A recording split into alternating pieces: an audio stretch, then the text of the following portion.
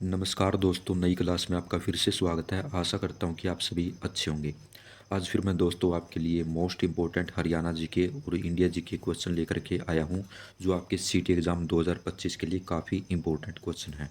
पहले हम 25 question Haryana GK करेंगे और उसके बाद 25 क्वेश्चन इंडिया जीके के करेंगे, जिसके अंदर हम हिस्ट्री, पॉलिटिकल साइंस, ज्योग्राफी और कंप्यूटर के मिक्स क्वेश्चन करेंगे, जैसे कि आपके सीटी एग्ज़ाम 2025 में पूछे जाने वाले हैं। तो काफ़ी इंपॉर्टेंट क्लास ये रहने वाली है। वीडियो को अंत तक देखिएगा और वीडियो के अंत में आपको कमेंट बॉक्स में लिखना है कि आपके 50 में से कितने क्वेश्चन हैं जो ठीक हुए हैं। तो चलिए शुरू करते हैं हमारी आज की क्लास। आज की क्लास में हमारा पहला क्वेश्चन है, आज़ादी के बाद सर्वप्रथम अलग हरियाणा की मांग उठाने वाले व्यक्ति कौन थे? तो कौन थे दोस्तों सर्वप्रथम अलग हरियाणा की मांग उठाने वाले व्यक्ति? तो एक बार सोचिएगा इसका क्या राइट आंसर होगा, फिर हम इसका राइट आंसर बताएंगे। तो सोचिएगा दोस्तों क्या इसका राइट आंसर हो सकता है। तो इस क्वेश्चन का जो राइट आंसर हो जाएगा दोस्तों, हो जाएगा ऑप्शन डी। तारा सिंह जो थे वो आज़ादी के बाद सर्वप्रथम हरियाणा की मांग उठाने वाले प्रथम व्यक्ति थे। मोस्ट इंपॉर्टेंट क्वेश्चन है और पहले भी एग्जाम में आ चुका है। नेक्स्ट पर चलते हैं।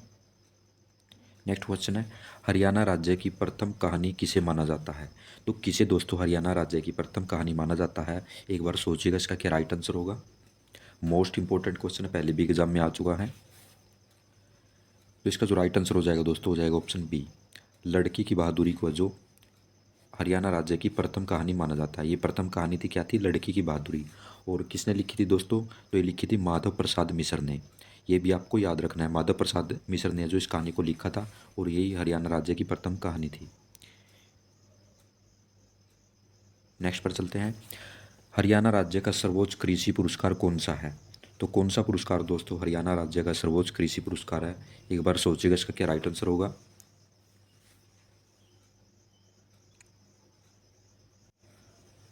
तो इस क्वेश्चन का जो राइट आंसर हो जाएगा दोस्तों, हो जाएगा ऑप्शन ए।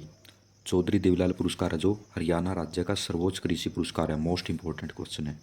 नेक्स्ट पर चलते हैं। हरियाणा राज्य के प्रथम राज्य कवि कौन थे? तो कौन थे दोस्तों हरियाणा राज्य के प्रथम कवि? सोचिएगा इसका क्या राइट आंसर होगा। सभी क्वेश्चन इंपॉर्टेंट है दोस्तों और ऐसे क्वेश्चन आपको सीटी एग्जाम 2025 में देखने को मिलेंगे। ज़्यादातर क्वेश्चन जो प्रीवियस ईयर से लिए हैं, जो कई बार एग्जाम में पहले भी रिपीट हो चुके हैं। तो इस क्वेश्चन का जो राइट आंसर हो जाएगा दोस्तों, हो जाएगा ऑप्शन बी। उदय भानुवंश है जो इन्हें हरियाणा राज्य का प्रथम राज्य कवि कहा जाता है। इंपॉर्टेंट क्वेश्चन है, याद रखिएगा। नेक्स्ट पर चलते हैं। हरियाणा राज्य के गठन के समय निम्न में से कौन सा मंडल नहीं था? तो कौन सा दोस्तों इनमें से मंडल नहीं था? ऑप्शन आपके सामने है, सोचिएगा क्या इसका राइट आंसर होगा। तो इस क्वेश्चन का जो राइट आंसर हो जाएगा दोस्तों, हो जाएगा ऑप्शन डी। झज्जर जो था वो हरियाणा के गठन के समय मंडल नहीं था। मंडल नहीं था तो दोस्तों जो चार उस समय मंडल थे हरियाणा में, एक था अम्बाला, दूसरा हिसार, तीसरा रोहतक और चौथा जो मंडल था वो था दोस्तों गुरुग्राम। गुरुग्राम भी उस समय मंडल था, लेकिन उसमें उस समय झज्जर शामिल नहीं था। तो आपको ये क्वेश्चन याद रखना है। नेक्स्ट पर चलते हैं। हरियाणा राज्य का 21वां जिला कौन सा बना था? तो कौन सा जिला दोस्तों हरियाणा राज्य का 21वां जिला बना था? मोस्ट इंपॉर्टेंट क्वेश्चन है, सोचिएगा क्या इसका राइट आंसर होगा। आसान क्वेश्चन भी है, ज़्यादा हार्ड क्वेश्चन नहीं है, सबको इसका आंसर मालूम ही होगा। तो इस क्वेश्चन का जो राइट आंसर हो जाएगा दोस्तों, हो जाएगा ऑप्शन बी। पलवल जो था वो हरियाणा राज्य का 21वां जिला बना था, ये आपको याद रखना है। और 22वां जिला कौन सा था दोस्तों? तो 22वां जिला था चरखी दादरी, ये भी आपको याद रखना है। नेक्स्ट पर चलते हैं। हरियाणा राज्य का सर्वोच्च उद्योग पुरस्कार कौन सा है? तो कौन सा पुरस्कार दोस्तों हरियाणा राज्य का सर्वोच्च उद्योग पुरस्कार है? ऑप्शन आपके सामने, सोचिएगा क्या इसका राइट आंसर होगा। और दोस्तों मैं आपको बताना चाहूँगा, यदि आप पहली बार आज क्लास देख रहे हैं तो इससे पहले हमने हरियाणा जीके के तकरीबन 75 वीडियो हैं जो प्रैक्टिस सेट बना करके डाल दी हैं। तो आप उनकी भी प्रैक्टिस लगा सकते हैं। तकरीबन 3,500 क्वेश्चन जो हमने उनके अंदर कवर करवा दिए हैं, तो आप उनकी भी प्रैक्टिस लगा सकते हैं। तो इस क्वेश्चन का जो राइट आंसर हो जाएगा दोस्तों, हो जाएगा ऑप्शन सी। मुख्यमंत्री रत्न पुरस्कार है जो हरियाणा राज्य का सर्वोच्च उद्योग पुरस्कार है। काफ़ी इंपॉर्टेंट क्वेश्चन है और पहले भी एग्जाम में आ चुका है। और दोस्तों साथ के साथ काउंट करते चलेगा अपने क्वेश्चन को, जो क्वेश्चन आपके ठीक हो रहे हैं। नेक्स्ट है, 1857 की क्रांति से पहले हरियाणा किस राज्य का हिस्सा था? तो किस राज्य का हिस्सा था दोस्तों 1857 की क्रांति से पहले हरियाणा? तो सोचिएगा इसका क्या राइट आंसर होगा।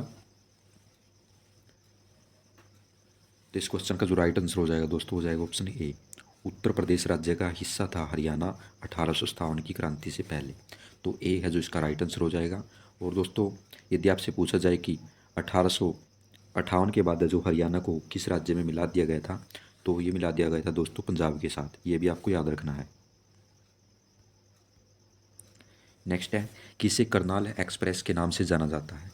तो किसे दोस्तों करनाल एक्सप्रेस के नाम से जाना जाता है? सोचिएगा इसका क्या राइट आंसर होगा। मोस्ट इंपॉर्टेंट क्वेश्चन है। तो इसका जो राइट आंसर हो जाएगा दोस्तों हो जाएगा ऑप्शन सी, नवदीप सिंह को जो करनाल एक्सप्रेस के नाम से जाना जाता है।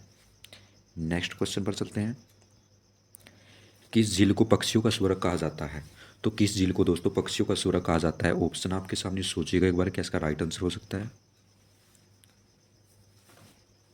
तो इस क्वेश्चन का जो राइट आंसर हो जाएगा दोस्तों हो जाएगा ऑप्शन बी, सुल्तानपुर झील को पक्षियों का स्वर्ग कहा जाता है। मोस्ट इंपॉर्टेंट क्वेश्चन है। नेक्स्ट पर चलते हैं। हरियाणा के गठन के समय लोकसभा की कितनी सीट थी? तो कितनी सीट थी दोस्तों हरियाणा लोकसभा की जब हरियाणा बना था? तो एक बार सोचिएगा क्या इसका राइट आंसर हो सकता है। तो इस क्वेश्चन का जो राइट आंसर हो जाएगा दोस्तों हो जाएगा ऑप्शन बी, 9 सीटें थी हरियाणा में लोकसभा की जब हरियाणा बना था 1966 में। ये आपको याद रखना है। नेक्स्ट पर चलते हैं। किस वर्ष हरियाणा लोकसभा की सीट को बढ़ाकर 10 कर दिया गया था? तो किस वर्ष दोस्तों हरियाणा लोकसभा की सीट को 10 कर दिया गया था? एक बार सोचिएगा क्या इसका राइट आंसर हो सकता है। इंपॉर्टेंट क्वेश्चन है, ऐसे क्वेश्चन आपको सीटी एग्जाम में देखने को मिलेंगे। तो इस क्वेश्चन का जो राइट आंसर हो जाएगा दोस्तों हो जाएगा ऑप्शन सी, ऑप्शन डी दोस्तों। ऑप्शन डी है जो इस क्वेश्चन का राइट आंसर होगा। लोकसभा की सीटों को, हरियाणा लोकसभा की सीटों को 10 कर दिया गया था कब? 1976 में। और उससे पहले कितनी थी? तो दोस्तों 9 सीटें थी। ये आपको याद रखना है। नेक्स्ट है, किस वर्ष कैथल लोकसभा सीट का नाम बदलकर कुरुक्षेत्र लोकसभा सीट किया गया था? तो किस वर्ष दोस्तों कैथल लोकसभा सीट का नाम बदलकर लोकसभा सीट कुरुक्षेत्र किया गया था? एक बार सोचिएगा क्या इसका राइट आंसर होगा। मोस्ट इंपॉर्टेंट क्वेश्चन है। तो इसका जो राइट आंसर हो जाएगा दोस्तों हो जाएगा ऑप्शन बी, 1976 में जो ये नाम बदला गया था, कैथल लोकसभा सीट के नाम से जाना जाता था, फिर इसे कुरुक्षेत्र लोकसभा सीट के नाम से जाना जाने लगा। नेक्स्ट पर चलते हैं। निम्न में से किसने अभी तक डिप्टी स्पीकर के तौर पर काम नहीं किया है? यानी किस महिला ने अभी तक दोस्तों डिप्टी स्पीकर के तौर पर काम नहीं किया है? तो किसने नहीं किया है दोस्तों? सोचिएगा इसका क्या राइट आंसर होगा। इंपॉर्टेंट क्वेश्चन है। तो इसका जो राइट आंसर हो जाएगा दोस्तों हो जाएगा ऑप्शन बी, सुनीता गुप्ता ने जो अभी तक महिला डिप्टी स्पीकर के तौर पर काम नहीं किया है। तो इन्होंने नहीं किया, तो इन्होंने जो बाकी ऑप्शन बचे हैं, इन्होंने जो डिप्टी स्पीकर के तौर पर काम किया है ये है सन्नो देवी, लेखवती जैन और संतोष यादव। ये भी आपको याद रखने हैं। और किन्होंने नहीं किया है? तो सुनीता गुप्ता ने नहीं किया है। बी है जो राइट आंसर होगा। नेक्स्ट पर चलते हैं। निम्न में से किसे लोकप्रिय बनाने हेतु चौधरी छोटू राम ने जोरदार अभियान आरंभ किया था? तो किसे दोस्तों लोकप्रिय बनाने के लिए चौधरी छोटू राम ने अभियान शुरू किया था? ये आपसे पूछा गया है। तो क्या इसका राइट आंसर हो सकता है? सोचिएगा एक बार। इंपॉर्टेंट क्वेश्चन है। और साथ के साथ दोस्तों काउंट करते चलिएगा अपने क्वेश्चन को, जो क्वेश्चन आपके ठीक हो रहे हैं। तो इस क्वेश्चन का जो राइट आंसर हो जाएगा दोस्तों, यदि आपने चुना है ऑप्शन बी तो आप बिल्कुल ठीक हैं। यूनियनिस्ट पार्टी को लोकप्रिय बनाने के लिए चौधरी छोटू राम ने जोरदार अभियान शुरू किया था। ये आपका राइट आंसर हो जाएगा। ये क्वेश्चन पहले भी एग्जाम में आ चुका है दोस्तों। नेक्स्ट है, कुषाण कालीन स्तंभ किस स्थान से मिला है? तो किस स्थान से मिला है दोस्तों कुषाण कालीन स्तंभ? क्या इसका राइट आंसर होगा? एक बार सोचिएगा क्या राइट आंसर हो सकता है। तो यदि आपने चूज़ किया ऑप्शन बी तो आप बिल्कुल ठीक है। कुषाण कालीन जो स्तंभ है वो मिला है रोहतक ज़िले से। ये आपको याद रखना है। ऐसे क्वेश्चन काफ़ी पूछे जाते हैं एग्जाम में। नेक्स्ट है, गोहाना का नामकरण किस राजा द्वारा किया गया था? तो किस राजा के द्वारा दोस्तों गोहाना का नामकरण किया गया था? सोचिएगा इसका एक बार क्या राइट आंसर हो सकता है। तो इस क्वेश्चन का जो राइट आंसर हो जाएगा दोस्तों हो जाएगा ऑप्शन बी, पृथ्वीराज चौहान के द्वारा है जो वो गोहाना का नामकरण किया गया था। ये आपको याद रखना है। नेक्स्ट पर चलते हैं। पोंटा साहिब गुरुद्वारा किस जिले में है? तो किस जिले में है दोस्तों Paonta Sahib Gurdwara? Most important question है। सोचिएगा कि इसका राइट आंसर हो सकता है। तो इस क्वेश्चन का जो राइट आंसर हो जाएगा दोस्तों हो जाएगा ऑप्शन सी, यमुनानगर में है पोंटा साहिब गुरुद्वारा। इंपॉर्टेंट क्वेश्चन है, याद रखिएगा, पूछा जा सकता है आपके एग्जाम में। नेक्स्ट पर चलते हैं। किस जिले में 500 वर्ष पुराना दिगंबर जैन मंदिर स्थित है? तो किस स्थान पर है दोस्तों? क्या इसका राइट आंसर हो सकता है? तो इसका जो राइट आंसर हो जाएगा दोस्तों, हो जाएगा ऑप्शन ए। यमुनानगर जिले में ही 500 वर्ष पुराना है जो दिगंबर जैन मंदिर स्थित है। ये इसकी विशेषता है कि ये 500 वर्ष पुराना है और ऐसे क्वेश्चन काफ़ी पूछे जाते हैं एग्जाम में। नेक्स्ट पर चलते हैं। सच्चर फार्मूले के द्वारा हिमाचल प्रदेश के किस जिले को हरियाणा का भाग प्रस्तावित किया गया था? तो किस जिले को दोस्तों हरियाणा का भाग प्रस्तावित किया गया था? ऑप्शन आपके सामने, सोचिएगा इसका क्या राइट आंसर हो सकता है। इंपॉर्टेंट क्वेश्चन है, ऐसे क्वेश्चन आपको एग्जाम में देखने को मिलेंगे। इस क्वेश्चन का जो राइट आंसर हो जाएगा दोस्तों, हो जाएगा ऑप्शन ए। शिमला को है जो सच्चर फार्मूले के द्वारा हरियाणा का भाग प्रस्तावित किया गया था, ये आपको याद रखना है। नेक्स्ट पर चलते हैं। प्रसिद्ध राष्ट्र कवि नेता दीनबंधु गुप्ता ने कब हरियाणा राज्य के अलग होने का प्रस्ताव रखा था? तो कब अलग होने का प्रस्ताव रखा था दोस्तों, क्या इसका राइट आंसर होगा? इंपॉर्टेंट क्वेश्चन है, सोचिए एक बार क्या इसका राइट आंसर हो सकता है। तो यदि आपने चुना है ऑप्शन ए तो आप बिल्कुल ठीक हैं। 9 सितंबर 1932 को जो राष्ट्रवादी नेता, प्रसिद्ध नेता थे दीनबंधु गुप्ता, इन्होंने हरियाणा राज्य के अलग होने का प्रस्ताव रखा था। तारीख आपको विशेषकर याद रखनी है, क्योंकि तारीख अगर पूछी जाती है तो इसमें अक्सर नंबर कट जाते हैं, क्योंकि ज़्यादातर बच्चों को ये तारीखें याद नहीं रहती हैं। नेक्स्ट पर चलते हैं। चौधरी देवीलाल भारत के कौन से नंबर के उप प्रधानमंत्री थे? तो कौन से नंबर के उप प्रधानमंत्री थे दोस्तों, ये आपसे पूछा गया है। क्या इसका राइट आंसर होगा? तो इसका जो राइट आंसर हो जाएगा दोस्तों, हो जाएगा ऑप्शन डी। छठे उप प्रधानमंत्री थे दोस्तों, भारत के छठे उप प्रधानमंत्री बने थे और हरियाणा से संबंध रखते हैं। इंपॉर्टेंट क्वेश्चन और कई बार पहले भी एग्जाम में आ चुका है। और कब दोस्तों ये प्रधानमंत्री बने थे, उप प्रधानमंत्री बने थे? तो 1989-90 के सेशन में दोस्तों ये उप प्रधानमंत्री बने थे। इंपॉर्टेंट क्वेश्चन है, पूछा जा सकता है, तो दोस्तों याद रखिएगा इस क्वेश्चनों को। नेक्स्ट पर चलते हैं। हरियाणा की शहरी जनसंख्या वृद्धि दर वर्ष 2011 के अनुसार कितनी थी? तो 2011 में जो जनगणना हुई थी उसके अनुसार हरियाणा राज्य की शहरी जनसंख्या वृद्धि दर कितनी थी, आपसे पूछा गया है। तो सोचिएगा दोस्तों क्या इसका राइट आंसर हो सकता है। तो इसका जो राइट आंसर हो जाएगा दोस्तों, हो जाएगा ऑप्शन डी। 44.59% जो थी वो जनसंख्या वृद्धि दर थी 2011 की जनगणना के अनुसार, और शहरी जनसंख्या वृद्धि दर थी, ये भी आपको याद रखना है। नेक्स्ट पर चलते हैं। फतेहाबाद के गोरखपुर में स्थित नाभिकीय विद्युत संयंत्र की क्षमता कितने मेगावाट है? तो कितने मेगावाट है दोस्तों, सोचिएगा इसका क्या राइट आंसर हो सकता है। मोस्ट इंपॉर्टेंट क्वेश्चन है और साथ के साथ काउंट करते चलिएगा अपने क्वेश्चनों, जो क्वेश्चन आपके ठीक हुए हैं। तो इस क्वेश्चन का जो राइट आंसर हो जाएगा दोस्तों, हो जाएगा ऑप्शन डी। 2800 मेगावाट है जो इस नाभिकीय विद्युत संयंत्र की क्षमता है, ये आपको याद रखना है। और कहाँ पर है दोस्तों, तो फतेहाबाद के गोरखपुर गांव में है। तो ये स्थान भी आपको याद रखना है, कई बार स्थान भी पूछ लेता है। नेक्स्ट क्वेश्चन है। मुख्यमंत्री बाल सेवा योजना का संबंध किससे है? तो किससे है दोस्तों मुख्यमंत्री बाल सेवा योजना का संबंध, क्या इसका राइट आंसर होगा? तो इसका जो राइट आंसर हो जाएगा दोस्तों, हो जाएगा ऑप्शन बी। कोरोना काल में अनाथ हुए बच्चों से संबंधित है योजना मुख्यमंत्री बाल सेवा योजना। इंपॉर्टेंट क्वेश्चन है, याद रखिएगा। तो ये हरियाणा जी के क्वेश्चन थे, इसमें आप अपना स्कोर चेक कर सकते हैं कि कितने आपके हरियाणा जीके में ठीक हुए हैं। और अब हम करेंगे इंडिया जीके के क्वेश्चन, इसमें भी हम मिक्स क्वेश्चन है जो इंडिया जीके के करने वाले हैं, क्योंकि आप सभी को पता है कि हरियाणा जीके के साथ साथ इंडिया जीके भी उतनी इंपॉर्टेंट है, क्योंकि 25 से 30 नंबर की सीट एग्ज़ाम में इंडिया जीके जो पूछे जाने वाली है, तो काफ़ी इंपॉर्टेंट पार्ट हो जाता है ये। तो चलते हैं दोस्तों हमारे नेक्स्ट क्वेश्चन पर। दिल्ली सल्तनत की शुरुआत कब हुई थी? तो कब हुई थी दोस्तों दिल्ली सल्तनत की शुरुआत, क्या इसका राइट आंसर होगा, सोचिएगा एक बार। इंपॉर्टेंट क्वेश्चन है। तो इस क्वेश्चन का जो राइट आंसर हो जाएगा दोस्तों, यदि आपने चुना है ऑप्शन बी तो आप बिल्कुल ठीक हैं। 1206 में जो दिल्ली सल्तनत की शुरुआत हुई थी, ये आपको याद रखना है। नेक्स्ट पर चलते हैं। बहमनी साम्राज्य की स्थापना किसके द्वारा की गई थी? तो किसके द्वारा दोस्तों बहमनी साम्राज्य की स्थापना की गई थी, सोचिएगा इसका क्या राइट आंसर हो सकता है। तो इसका जो राइट आंसर हो जाएगा दोस्तों, हो जाएगा ऑप्शन बी। अलादीन हसन के समय में जो बहमनी साम्राज्य की स्थापना की गई थी, किसने की थी? अलादीन हसन ने।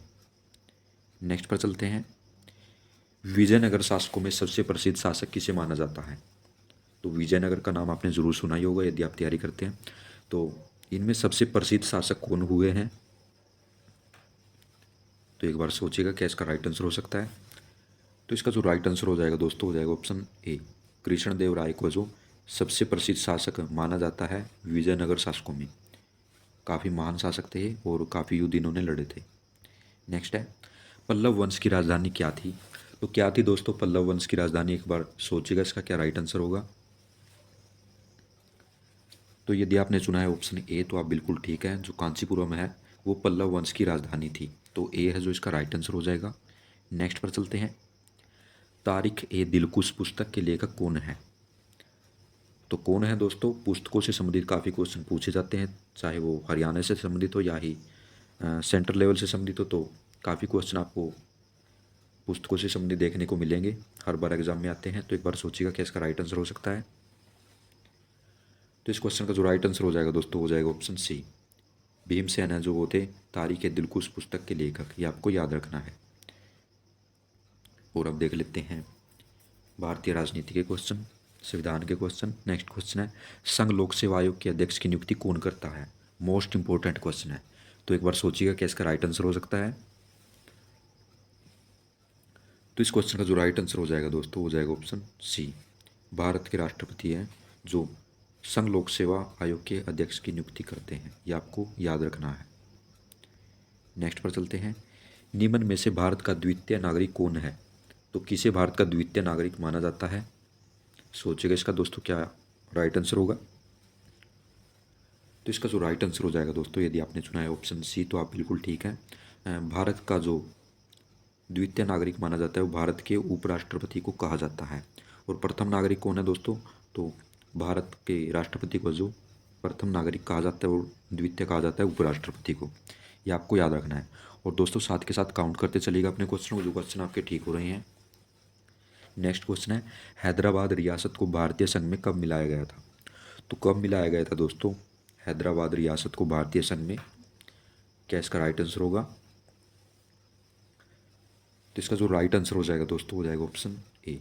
1948 में जो हैदराबाद रियासत को भारतीय संघ में मिलाया गया था। तो आप सभी को पता है कि हैदराबाद का जो निज़ाम था वो जब भारत को आज़ादी मिली 1947 में, तो ये अपना अलग देश बनाना चाहता था। तो सरदार पटेल ने जो सैनिक कार्रवाई के द्वारा 1948 में हैदराबाद रियासत को भारतीय संघ में शामिल किया था। इंपॉर्टेंट क्वेश्चन, ऐसे क्वेश्चन काफ़ी पूछे जाते हैं एग्जाम में। नेक्स्ट है, अल्पसंख्यकों के लिए राष्ट्रीय आयोग किस वर्ष में बनाया गया था। तो किस वर्ष में बनाया गया था दोस्तों, क्या इसका राइट आंसर होगा। सोचिएगा एक बार, इंपॉर्टेंट क्वेश्चन है।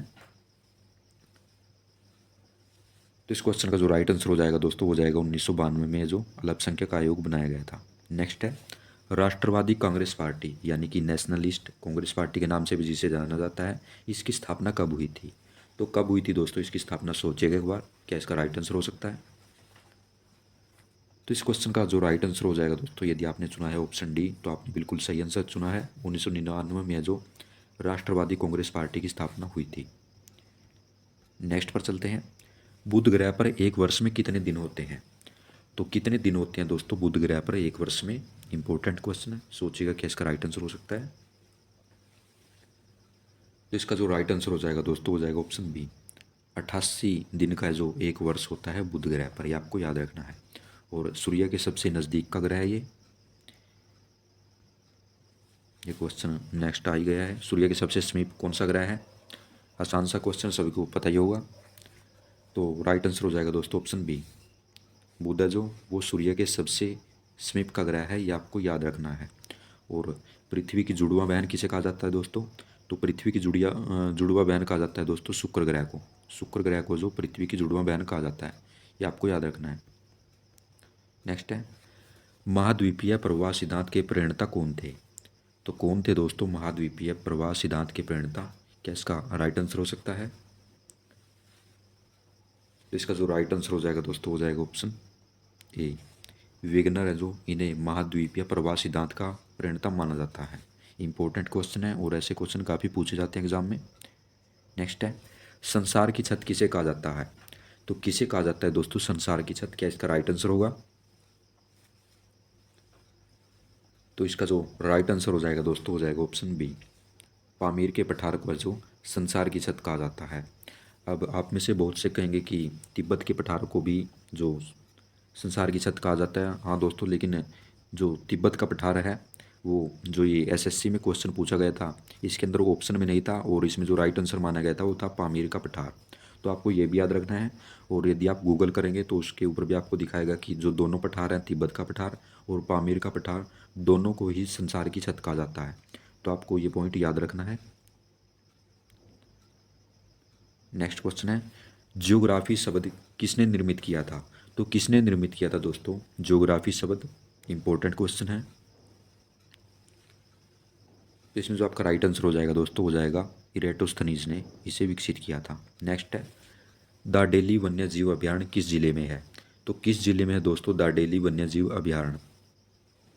इंपॉर्टेंट क्वेश्चन है और एग्जाम में पूछा जाता है कई बार, एसएससी में भी कई बार ये क्वेश्चन आ चुका है। तो इसका जो राइट आंसर हो जाएगा दोस्तों, हो जाएगा ऑप्शन डी, कर्नाटक में है दांडेली वन्य जीव अभयारण्य। इंपॉर्टेंट क्वेश्चन याद रखिएगा, क्योंकि ऐसा देखा गया जो हरियाणा के एग्ज़ाम है उसमें अक्सर अभयारण्य भी पूछे जाते हैं भारत के। तो इंपॉर्टेंट क्वेश्चन हो जाता है ये। नेक्स्ट है, प्रसिद्ध गिर वन कहाँ स्थित है? तो कहाँ पर है गिर का वन दोस्तों? क्या इसका राइट आंसर होगा? तो इसका जो राइट आंसर हो जाएगा, आप सभी को पता ही होगा, आसान सा क्वेश्चन है। तो राइट आंसर हो जाएगा दोस्तों ऑप्शन सी, गुजरात में है जो गिर का वन है और यहाँ पर जो शेर पाए जाते हैं, ये भी आपको ज्ञात ही होगा। नेक्स्ट पर चलते हैं, जीव द्रव्य जीवन का भौतिक आधार है, यह किसका कथन है? तो किसने कहा था दोस्तों कि जीव द्रव्य जीवन का भौतिक आधार है? क्या इसका राइट आंसर हो सकता है? साइंस का क्वेश्चन है और आपके एग्जाम में साइंस भी आने वाली है।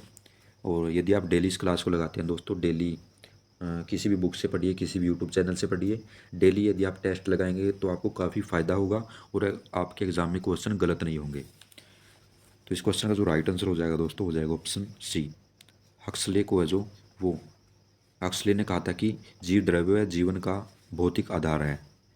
ये आपको याद रखना है। नेक्स्ट क्वेश्चन है, किसके द्वारा आनुवंशिकता के विज्ञान को आनुवंशिकी कहा गया? तो किसने दोस्तों आनुवंशिकता के विज्ञान को आनुवंशिकी कहा था? क्या आपका राइट आंसर होगा? एक बार सोचिएगा इसमें। इंपॉर्टेंट क्वेश्चन और ऐसे ही क्वेश्चन आपके सीटी एग्जाम 2025 में पूछे जाने वाले हैं। तो इसमें जो आपका राइट आंसर हो जाएगा दोस्तों, हो जाएगा ऑप्शन सी, बेट्सन ने जो वो आनुवंशिकता के विज्ञान को आनुवंशिकी कहा था। ये आपको याद रखना है। नेक्स्ट क्वेश्चन है, मोटापा निम्न में से किसकी अधिकता के कारण होता है? तो किसकी अधिकता के कारण होता है दोस्तों मोटापा? क्या इसका राइट आंसर हो सकता है? सोचिएगा एक बार। तो इस क्वेश्चन का जो राइट आंसर हो जाएगा दोस्तों, हो जाएगा ऑप्शन ए, वसा ऊतक से जो मोटापा होता है। ये आपको याद रखना है। नेक्स्ट क्वेश्चन है, निम्न में इनमें से किसका उपयोग इंटरनेट से जानकारी लेने के लिए किया जाता है? तो किसका उपयोग दोस्तों इंटरनेट से जानकारी लेने के लिए किया जाता है? क्या इसमें आपका राइट आंसर होगा? इंपॉर्टेंट क्वेश्चन है। तो इसमें जो आपका राइट आंसर हो जाएगा दोस्तों, हो जाएगा ऑप्शन बी, वेब ब्राउज़र का जो उपयोग किया जाता है इंटरनेट से जानकारी लेने के लिए। वेब ब्राउज़र का आपको पता ही होगा, जैसे क्रोम, फायरबॉक्स, ओपेरा मिनी, ये वेब ब्राउज़र हैं। कंप्यूटर का क्वेश्चन और कंप्यूटर भी आपके एग्जाम में आने वाला है। नेक्स्ट है, किसी संगठन का परिचय संबंधी वेब पेज क्या कहलाता है? तो क्या कहलाता है दोस्तों परिचय संबंधी वेब पेज? इंपॉर्टेंट क्वेश्चन है और कई बार ये क्वेश्चन एग्जाम में आ चुका है। तो इस क्वेश्चन का जो राइट आंसर हो जाएगा दोस्तों, हो जाएगा ऑप्शन बी, होम पेज के नाम से जो इसे जाना जाता है और ये संगठन का परिचय पेज होता है, यानी इससे हमें जानकारी मिलती है, तो इसे होम पेज के नाम से जाना जाता है। नेक्स्ट है, गूगल को किस वर्ष एक निजी कंपनी के रूप में स्थापित किया गया था? तो किस वर्ष दोस्तों गूगल को स्थापित किया गया था एक निजी कंपनी के रूप में? इंपॉर्टेंट क्वेश्चन है। तो इस क्वेश्चन का जो राइट आंसर हो जाएगा दोस्तों, हो जाएगा ऑप्शन डी, 1998 में जो गूगल को एक निजी कंपनी के रूप में स्थापित किया गया था। नेक्स्ट पर चलते हैं, एक निबल कितने बिट के बराबर होता है? तो कितने बिट के बराबर होता है दोस्तों एक निबल? क्या इसका राइट आंसर हो सकता है? इंपॉर्टेंट क्वेश्चन है। तो इस क्वेश्चन का जो राइट आंसर हो जाएगा दोस्तों, हो जाएगा ऑप्शन ए, 4 बिट के बराबर होता है एक निबल। ऐसे क्वेश्चन काफ़ी पूछे जाते हैं, तो आपको याद रखना है। नेक्स्ट है, रोम में स्टोर कंप्यूटर प्रोग्राम क्या कहलाता है? तो क्या कहलाता है दोस्तों रोम में store computer program? Important question है। तो इस क्वेश्चन का जो राइट आंसर हो जाएगा दोस्तों वो जाएगा फ्रॉम वेयर कहलाता है। और अब देख लेते हैं दोस्तों प्रीवियस जो क्लास थी उसके क्वेश्चन, क्योंकि रिवीजन करने से जो क्वेश्चन अच्छी तरह से याद हो जाते हैं। तो फटाफट देख लेते हैं इन क्वेश्चनों को। और 50 क्वेश्चनों में आप अपना स्कोर बता सकते हैं। कमेंट बॉक्स में ज़रूर लिखिएगा कि कितने क्वेश्चन आपके ठीक हुए हैं। और डेली यदि आप टेस्ट लगाएंगे तो काफ़ी फ़ायदा होने वाला है आपको। तो चलिए देख लेते हैं फटाफट प्रीवियस क्लास के क्वेश्चन। पहला क्वेश्चन है, सर्वप्रथम किसने हरियाणा के लिए देवभूमि शब्द का प्रयोग किया था? तो आर्यों ने प्रयोग किया था। 1857 की क्रांति का बिगुल हरियाणा में सर्वप्रथम कहाँ बजा था? तो अम्बाला में बजा था। अम्बाला से शुरुआत हुई थी। लाला लाजपत राय की मृत्यु के बाद 1929 में रोहतक में आयोजित हुई सभा में मुख्य अतिथि कौन था? तो मोतीलाल नेहरू थे। हरियाणा में किस वर्ष नाबिया काल पड़ा था? तो ये सेशन था 1833-34 का। नेक्स्ट है, 16 अप्रैल 1843 में कहाँ के किले पर अंग्रेजों ने अधिकार कर लिया था? तो ये था कैथल का किला। तारीख आपको याद रखनी है। कहाँ की सेना ने अंग्रेजों के साथ मिलकर कैथल पर हमला किया था? तो ये सेनाएं जो इनका साथ दिया था वो थी पटियाला, जींद और नाभा की सेनाएं। हरियाणा के किस पत्रकार ने शिव शंभू के चिट्ठे नाम से विद्रोह कर दिया था? तो बालमुकुंद गुप्त ने। यमुनानगर के बल्लारपुर में किस वर्ष पेपर मिल की स्थापना की गई थी? तो 1929 में। राजीव गांधी तापीय विद्युत परियोजना की स्थापना 2010 में किस जिले में की गई थी? तो हिसार जिले में। दीनबंधु छोटूराम तापीय विद्युत परियोजना की स्थापना यमुनानगर जिले में किस वर्ष की गई थी? तो ये की गई थी 2008 में। इंपॉर्टेंट क्वेश्चन है। नेक्स्ट है, अरावली सुपर तापीय परियोजना की स्थापना झज्जर जिले में किस वर्ष की गई थी? तो 2011 में। अष्टाध्यायी में हरियाणा के किस शहर का उल्लेख मिलता है? तो ये मिलता है कालका, कैथल और सिरसा का। टोपरा के स्तंभ लेख को किसके द्वारा दिल्ली में स्थापित किया गया था? तो फिरोज शाह तुगलक के द्वारा। Sir Chhoturam state college of engineering किस स्थान पर है? तो ये मुरथल में है, ये आपको याद रखना है। म्हारा गांव जगमग गांव योजना की शुरुआत कब की गई थी? तो 1 जुलाई 2015 को शुरुआत की गई थी। यमुनानगर में स्थित दीनबंधु छोटूराम पावर प्लांट निम्नलिखित में से किस प्रकार के विद्युत का निर्माण करता है? तो ये तापीय विद्युत बनाता है। लाडनू अभिलेख में हरियाणा की राजधानी किसे बताया गया है? तो दिल्ली को। हर्षवर्धन का जन्म किस वर्ष हुआ था? तो 590 ईस्वी में। टिक्कर ताल झील किस स्थान पर है? तो यह मोरनी की पहाड़ी में। किस वर्ष राव गणेश जी लाल ने अहीर हितैषी नामक समाचार पत्र निकाला था? तो 1926 में निकाला था। दैनिक हरिभूमि समाचार पत्र 5 सितंबर 1996 को हरियाणा के किस जिले से निकाला गया था? तो ये निकाला गया था रोहतक से। हरियाणा के प्रथम रेल मंत्री कौन थे? तो ये थे बंसीलाल। हरियाणा विद्यालय शिक्षा बोर्ड द्वारा प्रथम बार 10+2 परीक्षा का आयोजन कब आयोजित किया गया था? तो इसका आयोजन किया गया था 1987 में। हरियाणा विद्यालय शिक्षा बोर्ड की स्थापना चंडीगढ़ में किस वर्ष की गई थी? तो 31 जनवरी 1969 को इसे चंडीगढ़ में स्थापित किया गया था आरंभ में। हरियाणा विद्यालय शिक्षा बोर्ड को कब भिवानी स्थानांतरित किया गया? तो जनवरी 1981 में। और अब देख लेते हैं इंडिया जी के क्वेश्चन जो हमने प्रीवियस क्लास में करवाए थे। तो फटाफट इनको भी देख लेते हैं। किस शासक ने अवंती को जीतकर मगध का हिस्सा बना दिया था? तो शिशुनाग ने। प्राचीनतम विश्वविद्यालय कौन सा है? तो नालंदा विश्वविद्यालय है। महावीर की मृत्यु कहाँ हुई थी? पावापुरी में। निम्नलिखित में से किसने सोने के सर्वाधिक शुद्ध सिक्के जारी किए थे? तो कुषाण शासकों ने। शून्य की खोज किसने की थी? आर्यभट्ट ने। संविधान सभा के सभी निर्णय किस आधार पर लिए गए थे? तो सहमति और समायोजना पर। भारतीय संविधान की आत्मा किसे कहा जाता है? प्रस्तावना को। भारत के संविधान में संघीय शब्द की जगह किन शब्दों का स्थान दिया गया है? तो यह है राज्यों का संघ। आंध्र प्रदेश एक भाषाई राज्य के रूप में कब गठित किया गया था? 1953 में। हिमाचल प्रदेश को राज्य का दर्जा कब प्रदान किया गया? 1971 में। कंप्यूटर का नियंत्रक भाग क्या कहलाता है? तो सीपीयू कहलाता है। स्टोरेज माध्यम की क्षमता की इकाई क्या है? तो बाइट है। पेटीएम चिप का आविष्कार किसने किया था? तो विनोद धाम ने। डिजिटल कंप्यूटर किस सिद्धांत पर कार्य करता है? तो गणना के सिद्धांत पर कार्य करता है। टैली सॉफ्टवेयर का प्रयोग किस काम के लिए किया जाता है? तो अकाउंटिंग के लिए किया जाता है। पौधों में वाष्पोत्सर्जन किसकी प्रक्रिया है? तो यह है जल हानि होती है इसमें। सेल नाम किस जीव वैज्ञानिक ने सर्वप्रथम दिया था? तो रॉबर्ट हुक ने दिया था। कोशिका का रसोई घर किसे कहा जाता है? तो क्लोरोप्लास्ट को कहा जाता है। हरगोबिंद खुराना को किस क्षेत्र में प्रतिष्ठित नोबेल पुरस्कार मिला था? तो चिकित्सा विज्ञान में। लुई पास्चर ने किसकी खोज की थी? तो रेबीज रोधी टीके की। निम्न में से कौन एक यौगिक है? तो रेत है जो एक यौगिक है। अल्फा और बीटा किरण की खोज किसने की थी? तो रदरफोर्ड ने की थी। एलपीजी का मुख्य घटक क्या है? तो यह है ब्यूटेन। भूरा कोयला किस नाम से जाना जाता है? तो यह है लिग्नाइट के नाम से जाना जाता है। रॉकेट को जलाने में यानी चलाने में प्रयुक्त ईंधन क्या कहलाता है? तो इसे प्रणोदक के नाम से जाना जाता है। और आप देख लेते हैं होमवर्क का क्वेश्चन है। इस क्वेश्चन का जो आंसर है आपको कमेंट बॉक्स में बताना है कि क्या इसका राइट आंसर होगा। O2 बांध किस जिले के अंतर्गत आता है? सिरसा, हिसार, पानीपत, रेवाड़ी। इसका आंसर आपको कमेंट बॉक्स में बताना है। तो ये थे दोस्तों आज के हमारे इंपॉर्टेंट क्वेश्चन, और आशा करता हूँ कि आपको क्लास अच्छी लगी होगी, और आप इस क्लास को अपने किसी फ्रेंड के पास और किसी ग्रुप में शेयर कर सकते हैं। और कल फिर मिलते हैं नए क्वेश्चनों के साथ। तब तक के लिए जय हिंद, जय भारत।